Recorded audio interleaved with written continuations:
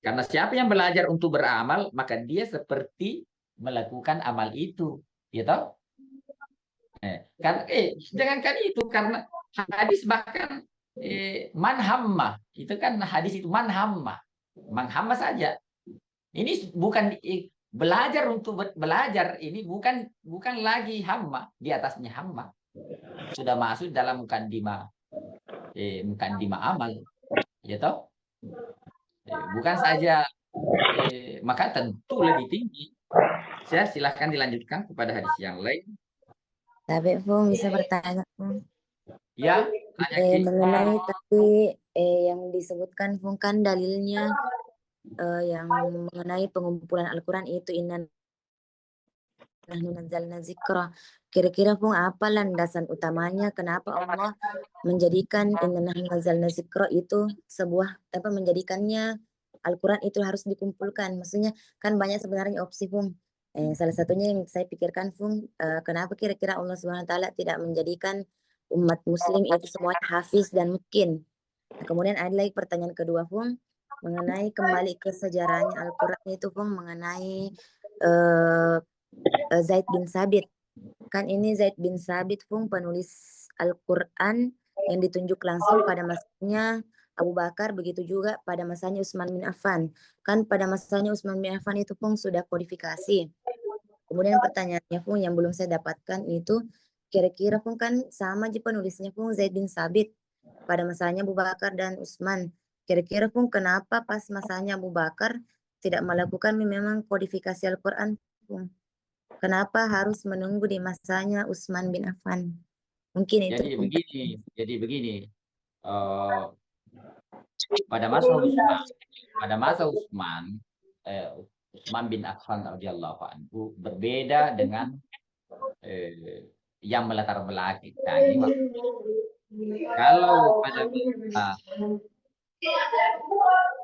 coba suaranya itu. Kalau pada masa Abu Bakar As-Siddiq radhiyallahu anhu, yang melatar belakanginya adalah karena banyaknya penghafal Al-Quran yang meninggal, gitu. Lebih 80 ada lebih 80 dalam satu perang itu. Dikhawatirkan, ya, karena itulah kemudian ini antisipasi. Nah, maka dikumpulkanlah dalam mushaf.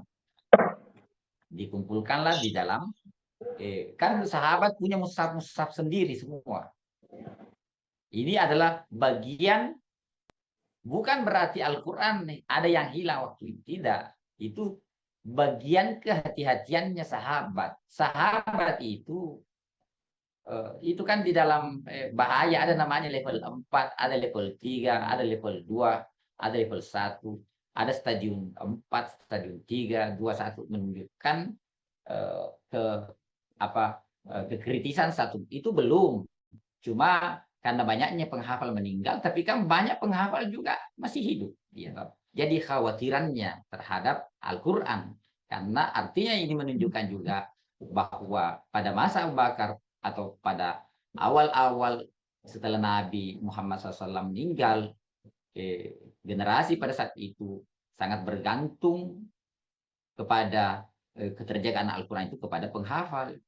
Ya, itu banyak kita temukan hadis-hadis itu tentang kemuliaannya mudarasah ayat Al-Quran, kelompok-kelompok majlis pada saat itu dan sebagainya. Nah, sedangkan pada masa Utsman bin Affan itu kan pada masa Utsman bin Affan itu sudah hampir 20 tahun setelah kepemimpinannya Abu Bakar, atau berapa puluh tahun, ya lebih 10 tahun lah lebih. Kemudian tentu pada saat itu di mana sahabat-sahabat pada masa itu sudah tersebar di berbagai penjuru. Sahabat yang tersebar ini sambil ada yang menjabat mengambil amanah sebagai pemimpin-pemimpin, gubernur ke apakah, juga banyak di antara mereka sebagai qari yang mengajarkan Al-Quran dan agama kepada penduduk-penduduk setempat di mana dia berhijrah. Disitulah terjadi Karena disitulah terjadi indikasi baru yang tidak terjadi pada masa Abu Bakar As-Siddiq, yaitu pertentangan tentang qiraat. Nah, pertentangan tentang qiraat. Sampai-sampai saling menyesatkan satu sama lain dan mengklaim bahwa dirinya saja yang benar karena qiraat Mekah berbeda dengan qiraat Madinah, kemudian Syam, kemudian dan seterusnya. Maka untuk meminimalisir atau menandakan perpecahan itu dibuatlah satu mushaf imam, yaitu dikenal dengan mushaf Utsman bin Affan, di mana pada saat pada masa apa namanya pada masa Abu Bakar As-Siddiq, dia masih mengcover semua ahrufus sab'ah.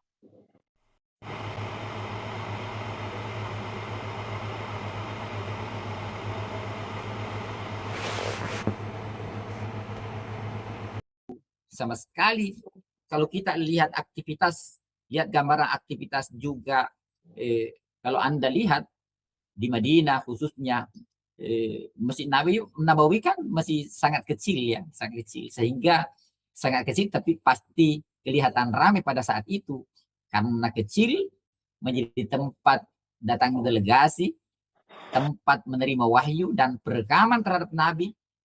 Tidak pernah ada, selalu ada, karena selalu ada merekam peristiwa turunnya ayat itu.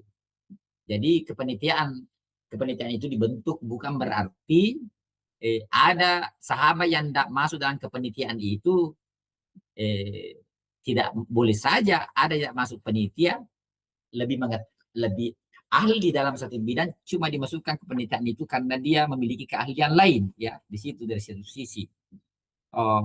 Sama dengan kita umpamanya kalau ada acara di Alia, padahal Alia itu kan santrinya bisa saja 600, tapi penelitiannya 12 saja. Bukan berarti 12 itu yang hebat saja, bukan. Ya. Kan. Saya kira demikian. Apa pertanyaan pertamanya tadi saya lupa. Mengenai ayat inna nahnu nazzalna dzikra, Pung. Kira-kira apa yang melatar belakangi sehingga bisa kita mengatakan bahwa cara penjagaan dalam ayat ini penjagaannya Allah itu dalam bentuk pengumpulan Al-Quran, Pung. Jadi Kenapa itu tidak melalui hafiz-hafiznya, Pung? maksudnya habis-habis gimana? Maksudnya kenapa tidak Iya. mewajibkan seluruh umat muslim untuk menghafalkan Al-Quran? Disitulah karena kalau Tuhan menciptakan itu, maka tidak ada namanya kehidupan dunia, ya. Itulah Allah ciptakan, Allah mampu mencampakkan semua ilmu, memasukkan ilmu yang dimasukkan ilmu seperti yang dimasukkan kepada hati Rasulullah, nazalah bihi ruhul amin ala qalbika litakuna minal munzirin. Tetapi hikmah, kehendak dan hikmah dan kemahakuasaan Allah menghendaki dengan itu, hikmahnya kita saling membutuhkan satu sama lain, belajar satu sama lain, dan kita antar satu dan lain menjadi ujian, dan itulah mengangkat derajat kita, ya. Sehingga coba bayangkan kalau semuanya hafal, tidak butuh daurah, tidak ada pesantren berarti. Kalau tidak ada pesantren, tidak ada ini, tidak ada kita majelis ini, ya. Kalau tidak ada majelis ini, tidak ada ujian, malas tidak malas, atau tidak ada ujian kita mau ria atau tidak ria, tidak ada ujian apa namanya kita adu Zoom, ya itu kan semua usaha-usaha itu kemudian mendatangkan mendatangkan pahala itu sendiri. Maka coba bayangkan kalau semuanya hafal Al-Quran, hancur hidup, tidak ada hidup, ya, tidak ada mau jadi dokter, tidak ada mungkin mau jadi polisi, semuanya jadi ustaz. Jadi siapa yang jadi santri? Jadi lanabluwannakum bisyarri wal khairi fitnatan. Ya, kehidupan itu begitu. Allah menciptakan, Allah mampu seperti eh, apa kritikannya orang kafir ya. Eh, Rajulun minal qaryataini azim ya. Kenapa katanya Muhammad itu bukan dari pemuka atau tokoh-tokoh elit ya, dari minal, ada Taif ya. Kenapa Nabi Muhammad berasal dari apa? Dari bukan elit pada waktu itu, walaupun keturunannya adalah keturunan Quraisy. Lalu Allah menjawabnya, ya Allah menjawabnya. Saya bacakan eh, ayatnya. Jadi itu keberatannya orang kafir, ya. Tapi untuk mengetahui hikmahnya, kemudian Allah menjawabnya dengan apa? Ahum yaksimuna rahmat rabbika, ya. Nahnu qasamna bainahum ma'isyatahum fil hayati dunya wa rafa'na ba'dahum fawqa ba'din darajatin, ya. Nahnu qasamna, ya, nahnu qasamna. Apa kerabatan waqalu, ya, waqalu. Jadi ini sebenarnya keberatannya siapa namanya yang bertanya ini? Ya, Azimah pun. Keberatan Anda itu lebih sadis daripada keberatannya orang kafir, ya. Kalau keberatannya orang kafir, dia mengatakan begini. Wa qalu laula nuzila hadzal Qur'an ala rajulin minal qaryataini azim. Kalau dia berarti dia terima bahwa ya oke dah, hikmahnya memang begitu, satu-satu saja yang bisa turun. Tapi kalau Anda maunya Tuhan itu menurunkan semua Al-Quran kepada semua manusia. Begitu ya? Enggak pun, cuma bertanya mengenai latar Ya, belakangnya. itulah itu Anda bagus sekali. Bukan saya. Itu bukan aib, itu adalah plus ya. Plus ya. Oh. Lalu apa jawaban Allah? Kan dia mengatakan ya, mengapa Al-Quran itu tidak diturunkan kepada orang besar, orang ala rajulin minal qaryataini, dari dua daerah yang terpandang itu azim, seorang yang elit lah. Lalu apa jawaban Allah? Nah, jawabannya Allah membawa kita kepada kehidupan nyata di sosial kita. Dia tidak menjawab langsung tentang mengapa, tapi Allah mengatakan begini. Ahum yaksimuna rahmat rabbika. Apakah mereka yang membagi rahmat? Apakah mereka yang membagi rahmat Tuhan? Tuhan. Nahnu qasamna bainahum ma'isyatahum fil hayatid dunya. Kamilah yang membagi penghidupan mereka dalam kehidupan dunia ini. Dan kami warafa'na ba'dahum fawqa ba'din darajat. Dan kami mengangkat sebagiannya terhadap sebagian yang lain. Liyattakhidha ba'duhum ba'dan sukhriya, agar sebagian menjadikan pembantu terhadap yang lain. Wa rahmatu rabbika khairum mimma yajma'un. Dan rahmat Tuhanmu itu lebih baik daripada apa yang mereka kumpulkan itu. Artinya setelah Allah berbicara tentang fenomena kehidupan, coba bayangkan kalau manusia semua, ini adalah Al-Quran menggambarkan hancur kehidupan. Gitu. Kalau semuanya ustazah, maka kita tidak butuh lagi guru, karena kita semua guru. Lalu ada nggak guru kalau tidak ada santri? Kan tidak ada tuh. Tidak ada. Nah, itulah karena itu kemudian sebagian yang lain menjadikan yang lain sebagai pembantu. Kemudian sama saja tujuannya adalah rahmat Tuhan. Jadi setelah Allah berbicara tentang fenomena alam ini, kehidupan ini, kemudian Allah menyimpulkan lagi bahwa yang terbaik adalah rahmat Tuhanmu. Maksudnya, jangan menilai sesuatu karena status sosial. Boleh saja seorang awam lebih mulia di sisi Allah daripada orang yang elit. Boleh saja orang yang belajar lebih mulia di sisi Allah daripada orang yang mengajar. Gitu. Jadi apa namanya? Juga Al-Quran jangan kita terpana dengan status sosial yang kita buat sendiri. Ini kiai, ini itu kan kita buat sendiri, ya. Kita buat sendiri itu. Lalu kita menyembahnya, lalu dengan itu kita mengklasifikasikan orang, lalu kita menilai orang itu, lalu kita apa seakan-akan itu sampai akhirat, padahal tidak ada itu di akhirat begitu. Bahkan Tuhan sekalipun setelah menjadikan gelar kepada Nabi, ya, tetapi ada orang bukan Nabi, Nabi pergi belajar kepada orang itu. Coba, siapa itu? Nabi Musa alaihissalam pergi belajar ke Khidir, ya kan? Jadi Luqmanul Hakim yang bukan nabi diabadikan namanya dalam Al-Quran. Padahal masih banyak nabi yang tidak disebut dalam Al-Quran. Gitu? Itu dalam Al-Quran. Wa minhum man qasasna 'alaika. Sebagian dari mereka ada yang kami kisahkan dalam Al-Quran. Dan sebagian di antara mereka ada yang juga kami belum tidak kisahkan.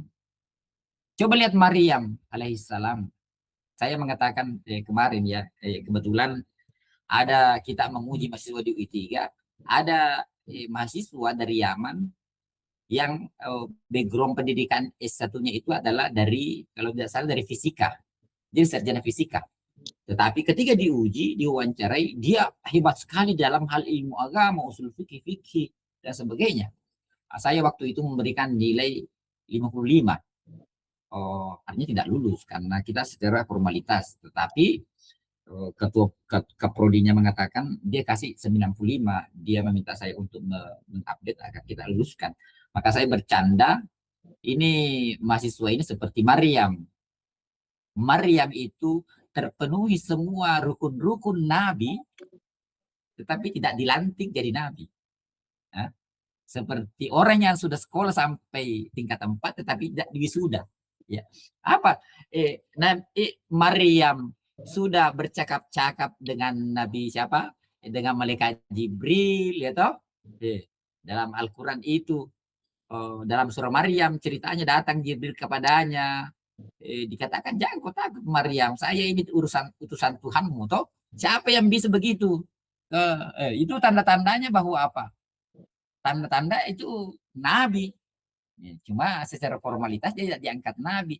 Jadi jangan terbelenggu dengan formalitas. Bahkan Al-Quran juga mengajarkan kita sendiri. Ya, Nabi saja pergi belajar kepada yang bukan Nabi. Jadi apalagi kalau status-status sosial saja. Wah, baru dapat kemuda.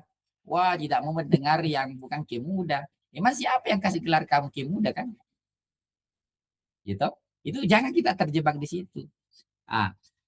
Kita kembali bahwa Tuhan, itu kan jawabannya ini ya jawaban, tidak ada jawaban yang paling tepat kecuali jawabannya siapa namanya ustazah ini, ayat firman Allah Subhanahu wa taala, ahum yaksimuna rahmata rabbika nahnu qasamna bainahum ma'isyatahum fil hayatid dunya wa rafa'na ba'dahum fawqa ba'din darajat liyattakhidha ba'duhum ba'dan sukhriya wa rahmatu rabbika khairum mimma yajma'un. Bahkan pertanyaannya sebenarnya